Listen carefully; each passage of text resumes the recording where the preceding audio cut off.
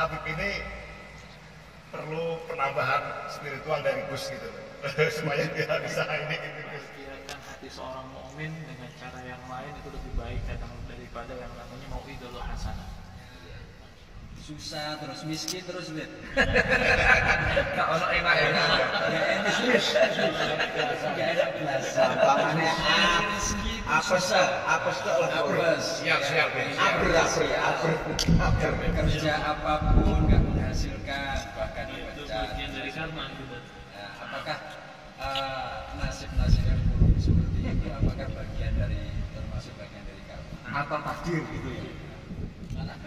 Apakah bisa diampuni? Dapat ada atau tidak? Banyak satunya. Oke, sekarang begini Mas ya. Oh, dalam Basul Masail itu di tahun 1998.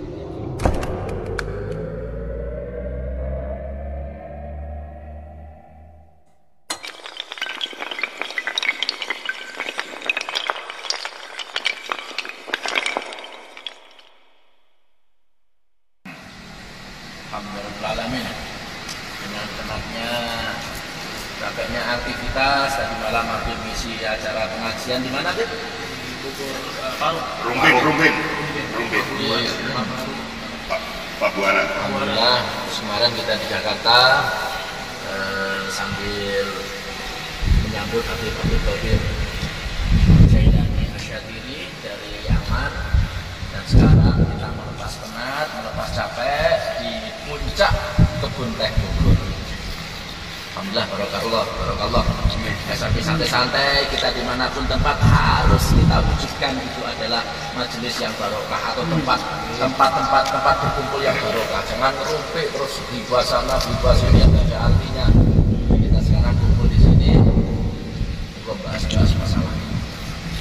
Mana Pak Syafruddin, Pak Mustaqim? Ya, Assalamualaikum Gus. Saya mau nanya Gus. Semalam kan ada ceramahnya Habib Abdullah Muhammad. Ceramahnya ya terkesan bagus. Gimana ya? Cuma sebentar tuh bubar gitu. Cuma sebentar nggak lama-lama itu ceramahnya gitu. Ya, terus Alhamdulillah malam. ya, terus Apa kelihatannya Habib ini masih ini demam panggung gitu loh. Ya gitu. Maksudnya gitu. Pertanyaan saya sih sederhana. Maksud saya Habib ini perlu penambahan spiritual dari Gus gitu supaya dia bisa ini gitu Gus gitu. Begini loh, kamu sebenarnya Habib itu sudah biasa dipanggil di mana-mana. Tetapi beliau itu mungkin memahami. Jadi kebetulan ceramahnya itu di kampung. Dan di kampung itu otomatis banyak aktivitas besok paginya banyak orang yang bekerja. Jadi seperti mubalik, seperti Habib, seperti kita semua ini, kalau ketika kita ngisi ceramah apapun, kita harus paham khatibun nas ala qadri ulihim. Harus bagaimana caranya bisa memahamkan mereka, walaupun sesingkat, itu yang penting mereka bisa paham. Seperti Pak Mus mengatakan bahwa bagus ceramahnya tadi malam, tapi kenapa kok singkat sedikit? Bukan berarti singkat sedikit itu demam panggung. Terkadang itu melihat melihat keadaannya gitu Pak Mus. Karena Habib ini karena awam ini biar iya. Mohon maaf Habib, karena ibu itu seneng banget lihat Habib gitu loh. Oh iya, ada Habib di orang kampung itu gitu. Biasa. Ceramahnya Hujan lagi. ya begitu. Tapi tidak apa-apa, walaupun gini, kebanyakan hadis itu karena paling banyak dimunculkan itu dari orang baru. Seperti Pak Mus itu yang awam itu banyak bertanya itu kadang-kadang memberikan inspirasi kepada jemaah yang lain. Nah, tidak apa-apa Pak Mus. Ya segitu Pak Mus intinya Pak Mus. Bukan masalah demam panggung memang. Sorry Singkat ya. Mungkin langsung jawaban dari Habib mungkin mau berbeda. Semalam itu juga karena udah waktu udah malam banget juga. ya. Beda kalau mungkin kalau jamaah Ibrahimiyah biasanya itu kan sudah jamaah rutin. Kita sampai jam 1, sampai jam 2 kadang sudah insya Allah masih semangat jamaahnya. Kalau ini kan kebanyakan mereka bukan jamaah rutin juga. Jadi kita memahami, jadi kita nggak terlalu lama juga. Kadang ceramahnya sebentar, tapi yang lama foto-fotonya, salamannya, yang minta foto, yang minta apa. Idkhalus surur ala muslim khair. Membahagiakan hati seorang mukmin dengan cara yang lain itu lebih baik kadang daripada yang namanya mau'idul hasanah. Iya. Masya Allah. Makasih Bi. Ini kritikan saya Bi. Ya Habib lebih Betul. maju, lebih ini gitu loh. Sudah paham aku, sudah paham. Udah paham ada Bi. Iya Pak, mau bahas apa? Pokoknya biasakan kita di tempat manapun yang kita bahas itu adalah ilmu. Jadi biar tempat yang pernah kita duduki ini menjadi berkah. Setidaknya besok dari kiamat akan menjadi saksi bahwa kita pernah duduk di tempat itu dan kita membicarakan masalah ilmu. Amin. Assalamualaikum warahmatullahi wabarakatuh.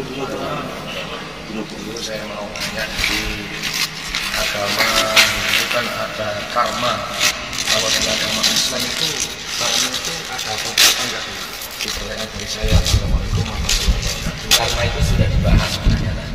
Cuma saya jelaskan lagi. Sebenarnya karma di Islam itu ya jelas ada. Cuma bahasanya beda. Kalau dalam itu kan ada dalam kitab beda, dalam kitab Mahanarayana. Kalau yang ada di Bali namanya kitab Bida Budanda. Semua itu menyebutkan tentang ketika engkau berbuat buruk akan terbalas buruk, ketika engkau berbuat baik akan terbalas baik. Itu namanya karma. Tetapi kalau di dalam agama Islam, dalam pandangan Islam itu adalah memang sudah sunatullah. Engkau berbuat baik akan terbalas sama Allah. Suatu kebaikan itu sudah hukum alam. Jadi karma atau kita berbuat baik akan terbalas baik itu sudah ada. Ya itu aja sama, semua agama punya pedoman gitu. Ingin berbuat baik kita harus buat baik dengan orang. Ingin dibaikin orang kita harus buat baik dengan orang. Ya seperti itu. Itu begini. Karma itu bagaimana membebaskan dari karma itu? Ya. Balasan dunia atau di akhirat? Monggo Habib bisa dijawab Habib. Ya, Insya Allah. Katanya ulama di dalam Ba'dul Kitab mengatakan kama tadi wujudan. Sebagaimana engkau melakukan seperti itu, maka engkau akan dilakukan seperti itu. Contoh seperti yang namanya tadi kita bahas masalah karma. Kata Rasulullah SAW, "Aba'ukum tabirukum abna'ukum." Karma ini adalah contoh simpelnya adalah berbaktilah engkau kepada orang tuamu, maka anakmu nanti akan berbakti kepadamu. Mafhum mukhalafahnya adalah apabila kita tidak berbakti kepada orang tua kita, karmanya nanti anak kita akan kurang ajar sama kita, akan berani sama kita, sebagaimana yang kita lakukan dulu kepada orang tua kita. Ya. Adapun dari pertanyaan masalah dibalaskan di dunia atau di akhirat, Allah balas dia di dunia. Tapi kalau urusannya dengan orang tua, dua-duanya di dunia dan juga di akhirat. Karena apalagi terlebih dengan yang namanya guru. Guru ini Allah sudah, orang yang kurang ajar dengan gurunya Allah azab, sudah di dunia Allah azab, di akhirat Allah azab lagi. Na'udzubillah min dzalik. Maka kita yang punya guru, kita cintai guru kita. Mudah-mudahan kita cintai.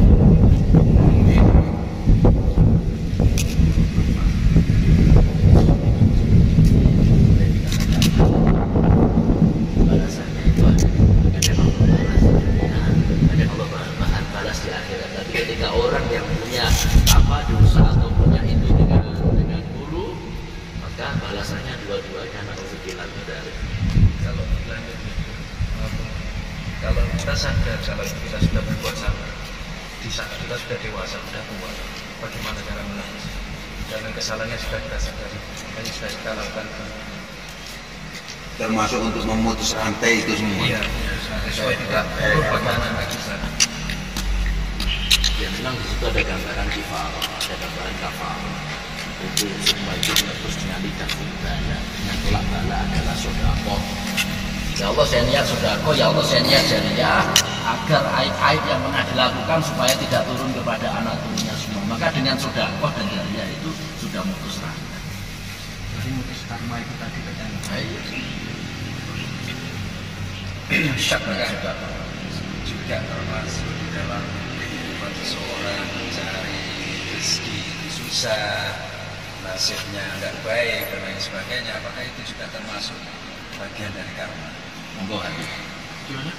Kalau Dalam kehidupannya susah terus miskin terus Beb. Enggak ono enak-enak. Gak enak belas. Gampangane apes kok lah. Siap. Kerja apapun nggak menghasilkan bahkan itu dipecat. bagian dari karma gitu. Nah, apakah nasib-nasib yang buruk seperti itu apakah bagian dari termasuk bagian dari karma? Atau takdir gitu ya. Ini kan diteruskan. Program. Masya Allah. Nah, pada dasarnya kan semua manusia yang diciptakan oleh Allah ini kan sebenarnya diberikan kebahagiaan. Itu ada orang sial terus. Iya, ada orang yang Ini apakah siapa- karma apakah atau- ada karma Nah, atau bagian dari karma atau bagaimana? Bismillah. Termasuk nyari jodoh susah juga. Jadi penjelasannya susah nih. Jadi nggak ada jodoh. Susah kok berwaya itu. Iya kan nggak nemu-nemu kan jadi susah. Maksudnya kita apa nih? Kalau saya ini bukan susah cari jodoh, Iya. tapi belum mau. Kalau maunya banyak sekali orang yang mau. Habibnya nggak mau ya. Dan waktunya Beb. Ini bukan Habib saja. Yang jodoh yang kedua ini. Oke, nah jawab pertanyaan enam. Ya. Masya Allah. Nanti ini ulama berkata, orang kalau misalkan hidupnya susah dalam arti kemiskinan, dalam arti rezekinya seret dan segala macamnya, kata ulama berarti ini orang pernah kurang ajar sama ibunya. Nah, orang kalau pernah kurang ajar sama ibunya, nanti hidupnya sepanjang selama dia belum pernah minta maaf sama ibunya, hidupnya akan susah terus. Itu yang pertama. Kalau misalkan hidupnya yakni otaknya kurang, seperti pelajaran kok nggak nangkep, dengar ceramah kok nggak nangkep, nggak nyambung, itu tandanya dia pernah kurang ajar sama bapaknya. Nah, ini dikutip dalam kitab Ihya Ulumuddin. Barang siapa orang yang pernah kurang ajar dengan ibunya, hidupnya akan melarat, susah, sial sampai sepanjang hidupnya selama dia belum pernah minta maaf sama ibunya. Kalau misalkan hidupnya saya kok bodoh banget di PTN. Apa ya kalau bahasa Jawa itu apa? Dedel, ya. Nyambung, ngajak ngobrol harus 2 kali segala macam. Nah, pelanggar belum tandanya dia pernah kurang ajar sama bapaknya. Maka hadirin, katanya ulama, kalau dosa sama Allah, insya Allah cepat diampuni. Kalau dosa sama makhluk itu yang susah. Dosa sama manusia ini sulit. Apalagi dosanya sama guru atau enggak sama orang tua.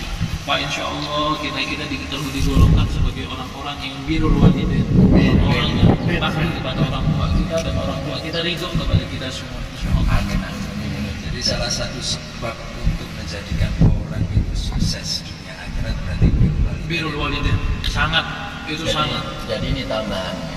Kenapa kok merujuk yang dikatakan Habib itu dari ibu sampai bapak? Itu kenapa? Sekarang contoh. Ini Ustaz Muhyi masih sejaka belum punya anak. Ustaz Muhyi itu makan nasi, makan apa, minum-minum. Jadi saripati tubuh itu sudah masuk di tubuhnya Ustaz Muhyi. Sehingga Ustaz Muhyi nikah. Setelah nikah Ustaz Muhyi itu akhirnya mempunyai anak. Nah bayangkan, anak yang lahir itu dari saripatinya Ustaz Muhyi dan istrinya. Wujudlah anak itu. Sehingga rezeki-rezeki mulai dari tangan semua, daging semua itu dari saripatinya Ustaz Muhyi dan istrinya. Akhirnya anak itu berani dengan orang tua. Sudah, surga saja sudah bukan milik kita, apalagi kebahagiaan dunia sudah bukan milik kita lagi. Makanya kebanyakan ini orang itu yang kehidupannya kok merasa susah aja, itu sebenarnya itu dari karma itu sendiri. Gus, apakah itu bukan takdir? Contoh gitu kan? Apakah itu bukan takdir? Semua itu orang hidup itu sudah tertakdir sama Allah, tetapi akan menjadi sebuah sebab takdir itu dikulisain susah sabar perkara itu ada sebabnya. Kenapa kok Allah mentakdirkan begini ya? Karena anaknya begini. Kenapa kok anak itu takdirnya kok begitu? Karena Allah memberikan begitu. Kenapa takdirnya kok pelincah-pelincing nggak jelas? Paham? Ini kan kadang orang kan takdirnya misalnya Pak Mus begini ya begini, memang Pak Mus ditakdir berani dengan orang tua, ya udah, memang Pak Mus nasibnya begitu, ditakdir berani dengan orang tua. Kenapa Allah kok mentakdirkan Pak Mus berani dengan orang tua? Itu bukan sebuah takdir. Allah memberikan akal kita itu untuk berpikir. Hasil dari usaha, selesai dari usaha atau ikhtiar, itulah yang disebut dengan takdir. Maka innallaha la yughayyiru ma biqaumin hatta yughayyiru ma bi anfusihim. Allah tidak akan merubah suatu kaum selama kaum itu mau merubahnya sendiri. Contoh, akan berubah diri kita yang lebih baik. Satu, deketin orang tua, muliakan dia, pasti kita akan dimuliakan oleh Allah. Itu sudah pasti. Gimana kalau orang tua kita mati? Muliakan dia dengan sedekahkan dia, dengan bacakan doa-doa atau fatihah atau sholawat untuk mereka. Insya Allah itu juga bagian. Jadi tambahan, kalau misalkan ada yang nanya, saya bakti sama orang tua, sholat saya sering, puasa ya lancar, tapi kok hidup saya tetap susah aja gitu. Saya bakti sama orang tua, saya bakti. Sedangkan ada banyak orang yang sholatnya jarang, puasanya nggak pernah, sama orang tua kurang ajar, tapi hidupnya enak banget. Tuh gimana Beb jalan keluarnya? Kok bisa Beb? Maka kita jawab, Mas, Fir'aun aja hidupnya lebih enak dari Anda. Itu kan sholatnya nggak pernah, bahkan dia ngaku Tuhan, tapi hidupnya lebih enak dari orang-orang yang rusak di zaman sekarang. Orang-orang yang bahkan yang bahaya, kalau misalkan kita jarang sholat, kita nggak bakti sama orang tua, tapi hidup kita enak, itu tandanya kita kena istidraj. Istidraj itu adalah perkara yang Allah sudah murkai, Allah lepas tangan sama kita. Kita uzubillah dari mudah-mudahan Allah jauhkan kita dari itu. Jadi kalau misalkan kita sholat sering, puasa sering, bakti sama orang tua, bakti sama guru, tapi kalau hidup masih susah ya jangan kaget, karena memang itu Allah sudah tandanya Allah cinta sama kita. Allah beri kita ujian dengan tanda bahwasanya Allah cinta sama kita. Insya Allah manfaat. Insya Allah. Oke, itu dulu. Ini Gus, tadi ada Mas ini nanya masalah tato. Ya. Coba sampean ngomong apa tato itu gimana? Ya, tato gimana? Apakah bisa diampuni? Masih ada tato? Banyak satunya. Oke, sekarang begini Mas ya. Oh, dalam Basul Masail itu di tahun 1998 itu begini, membahas masalah hukum tato. Ya, hukum tato itu ada dua. Kalau tato itu ditempelkan, satu tempelan, itu yang nggak boleh, karena sholat itu ketika pada waktu wudhu, air wudhu nggak bisa masuk ke pori-pori atau ke kulit, ya kan? Nggak bisa. Lah kemarin kan itu ada pertanyaan, bagaimana dulu itu ada seseorang yang dulunya itu ahli maksiat, lalu dia itu bertato lah karena dia ahli maksiat. Terus setelah itu tidak lama kemudian, mungkin 10 atau 15 tahun mendapatkan hidayah dari Allah dan dia ingin bertobat kepada Allah. Nah, cara untuk menghilangkan tato itu ada yang pakai setrika, ada yang pakai, itu malah menyiksa diri sendiri. Maka ada solusi di situ. Juga kesepakatan para ulama mengatakan tato itu ada dua. Kalau tato tempel kan mudah dihilangin tuh, tinggal dia bisa hilang pakai minyak, dia bisa hilang. Tapi ada sebuah tato itu yang pakai dinamo, sama pakai dinamo, ya kan? Nah, pakai dinamo. Kalau tato pakai dinamo itu tintanya sudah menyatu dengan kulit. Jadi ketika sampean mandi junub, jenabat atau wudu, ini sudah menyentuh kulit itu air, jadi itu tidak masalah. Buat aja kenang-kenangan dulu pernah nakal gitu. atau ketika melihat, waduh jangan sampai saya ini dulu begini, jadikan bahan tafakur aja. Daripada mas menyiksa diri sendiri, mau disetrika seluruh badan itu malah lumpuh semua, itu malah Islam malah tidak mengajarkan untuk memberatkan. Karena sudah terjadi, ya sudah, itu ada maaf. Kenapa maaf? Karena tinta sudah menyatu dengan kulit. Karena itu kalau pakai tinta sudah dibahas dan jadi sama oke, tenang aja. Yang penting apa yang jadi syariat sudah dijalani lah sebuah tenaga ya. Insya Allah semoga hidupnya semakin sukses. Sudah nikah belum? Oh belum. Ya sudah cepat dapat. Amin. Pernah dia nyoba itu ngilangin Iya. sampai mati separuh kan. Soalnya kan ada yang bilang kemarin itu mandi junub nggak sah, wudu juga nggak sah gitu. Enggak, begini. Kalau secara hukum dasar, orang tato itu mandi semua enggak sah. Tapi ini ada kajian yang lebih mendalam. Bagaimana si tato, kan banyak kan? Bagaimana si tato itu? Oh ternyata tinta itu pakai dinamo, dia itu masuk. Tinta menyatu dengan kulit, jadi hukumnya seperti dengan toh. Paham toh? Ngandeng-ngandeng. Ini loh tai lalat. Besar. Yang besar itu yang Tai berwarna. lalat yang besar. Itu loh. Dia itu berwarna tapi sudah menyatu, Mas. Jadi nggak usah mikir-mikir dihilangin. Nanti kalau ditanya, lu kenapa tobat masih tatuan? Itu kata gusi dari Gresik itu nggak apa-apa. Kenangan.